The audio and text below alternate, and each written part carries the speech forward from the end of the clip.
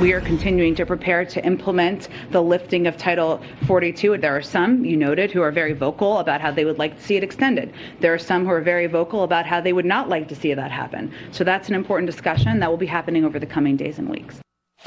She said a mouthful of nothing there. All right, breaking tonight, as he was reportedly preparing for a more aggressive defense of his Title 42 decision, Biden and his administration were just dealt a big blow in a lawsuit brought by 21 Republican-led states. U.S. District Judge Robert Summerhays, a Trump appointee, said in a notice filed a few hours ago that he will indeed grant a temporary restraining order blocking the end of Title 42 at the border that allows for the immediate expulsion of migrants at the border for the reasons of COVID as health emergency. Missouri Attorney General Eric Schmitt was one of the men leading today's effort. He joins me now. Mr. Attorney General, now, despite this victory, it's temporary. It's a temporary restraining order. You say the fight continues. Explain the posture here. Yeah, so Missouri, Louisiana, and Arizona originally filed this action to prevent Joe Biden from ending Title 42, which was a very successful measure under President Trump to help control the flow of illegal immigration at the border. Put that in context, Laura, about 50% of the expulsions are related to Title 42.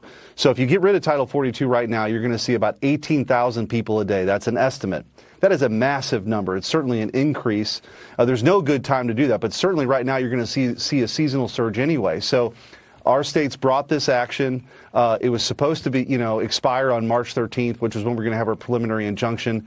But the Biden administration signaled that they were going to get rid of it before then. So we sought the temporary restraining order today. I mean, the level of lawlessness here is unbelievable from this administration. It's a completely, open border. So it's up to the states to push back. That's what we did. So we got a victory today, which is good, but we'll be back in court on May 13th.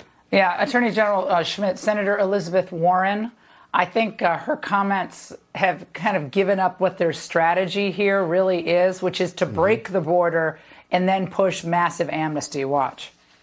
Title 42 is not consistent with our values, and it doesn't keep us safer. The Biden administration is putting plans in place to deal with people who are asking for amnesty and humanitarian relief at the border. But keep in mind, we need comprehensive immigration reform, and that's something all the Democrats are on board for. What does that really mean, Mr. Attorney General?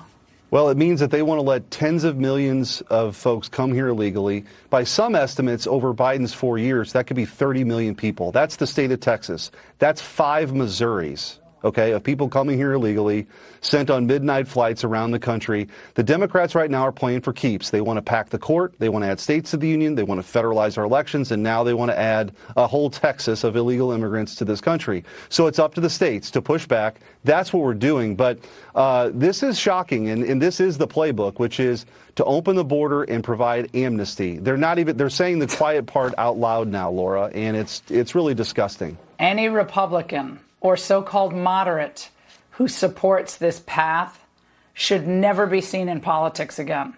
Okay, Mitt Romney, all of the so-called moderates, they will be on the side of the Democrats on this, I promise you. Mr. Attorney General, leave it up to the good states. Thank you so much.